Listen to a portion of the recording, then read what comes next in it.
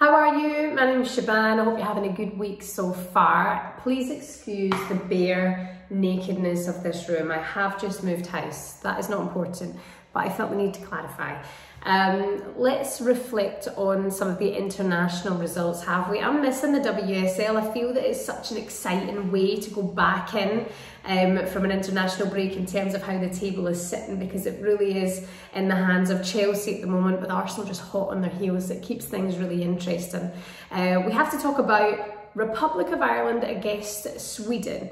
Took place in Sweden last night, and I have to say that Sweden are an excellent football team. They're well run, they've got experienced players playing all over the world as well, and Sweden are ranked at number 2 in the world.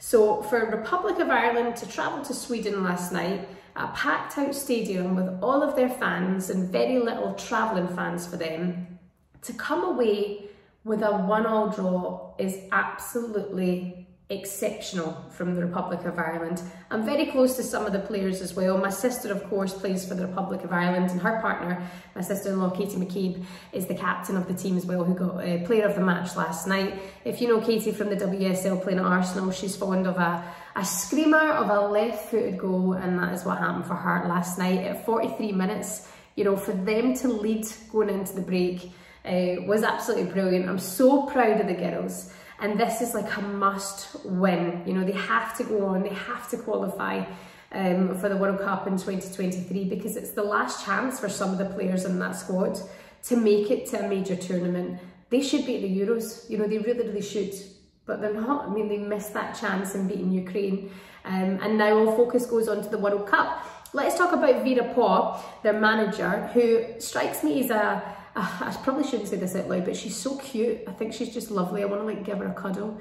And her post-match interview last night was just elation, pride and joy. And where she was extremely proud of the women was the fact that they executed the game plan given to them. There's such a strong squad. There's so many outstanding players in that Republic of Ireland squad, and it feels like now they're really starting to come together. It's taken a little bit of time, but they're really starting to find their way now. Let me just talk to you about some of the experienced players that you've got in that squad. Of course, as I mentioned there, there's my sister Rusha, who is playing at Aston Villa. Then there's Katie, of course, at Arsenal. Louise Quinn at centre-back. Now, she was at Arsenal just a couple of seasons ago. She's now at Birmingham and facing relegation, which is a shame, a player of that calibre dropping down to the Championship.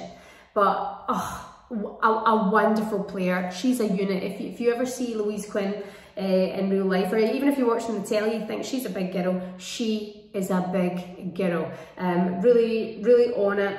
An experienced player, breaks up all kinds of play, and she wasn't afraid to go up against the Swedes last night, and blocking a lot of chances as well. We need to get to goalkeeper Courtney Brosnahan in just a minute, because again, an exceptional performance from her. She's just stepping up. But Louise Quinn there at the back. Megan Connolly as well, of course, in the WSL, and playing very well this season. You've also got Lucy Quinn in there, also a member of the Birmingham squad, again looking like they might be set for the drop down at the Championship. But from these performances from these women and this team, I think they're doing wondrous things when it's looking towards their club careers as well. So yeah, congratulations to the women in this team. I'm getting on like they've won the World Cup, but it's a massive achievement going up against Sweden, who are a team like they are, and coming away with the draw. Courtney Brosnahan, now when Vera Pauw mentions, you know, executing the game plan, lucky that they had Courtney Brosnahan in there at goal yesterday, because it could have easily been 5 or 6-0. Sweden were shot after shot, shots on target as well, and Courtney Brosnahan pulled it out of the bag. And it's not the first time we've seen this from this young player. You know, she did it in Dublin last time around. And such an incredible performance to do that away from home as well, and to take that confidence. And Vera Pauw, you know, in the press conference at the end, saying, I'm literally speechless at how good a job they've done. But yes, the element of luck came in. So what does this mean for Ireland in the next stage of the qualifying campaign? What does this mean for them? Well, that's them until the 26th of June. So Sweden get automatic qualification now from finishing top of the group. Nobody can really catch them when it comes to points. Finland are second in that group right now, and then Ireland are in third, followed by Georgia. So they still have a few games to go. They are going to Georgia on the 26th of June, and then they still have to play Finland as well. So if Ireland can beat both Georgia and Finland, they will get a playoff spot for the World Cup qualifiers.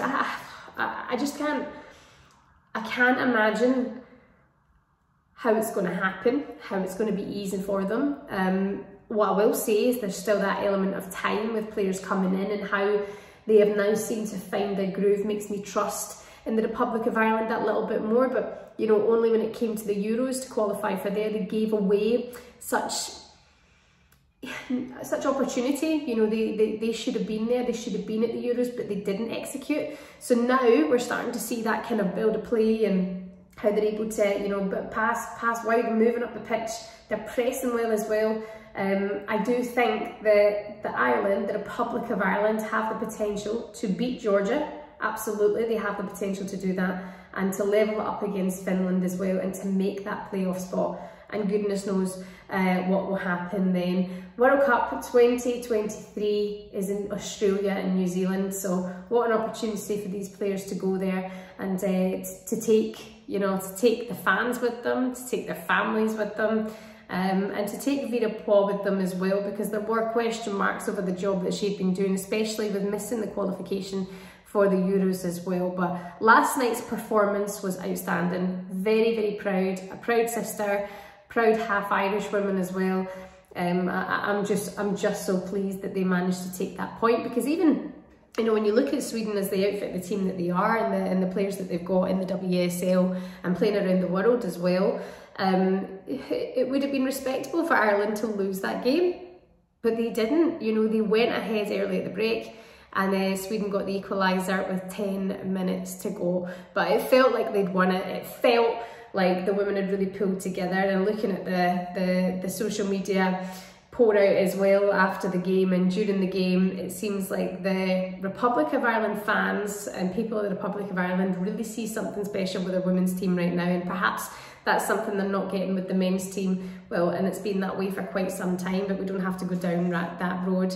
Beating number 2 in the world with 10 minutes to go is a huge achievement, and I'm absolutely buzzing for them. So what you have to look forward to now is the 26th of June, Ireland against Georgia, and then in August it's on to Finland. If they can beat those teams, they will make it to a playoff spot to go to the World Cup in 2023. I can only imagine. I spoke to my sister Rusha about this, and she said this would be the highlight of her career, to qualify for a major. So I have absolutely everything crossed for these women. For Vera Pauw, keep doing what they're doing. A very, very strong international break for Republic of Ireland women. Bye-bye.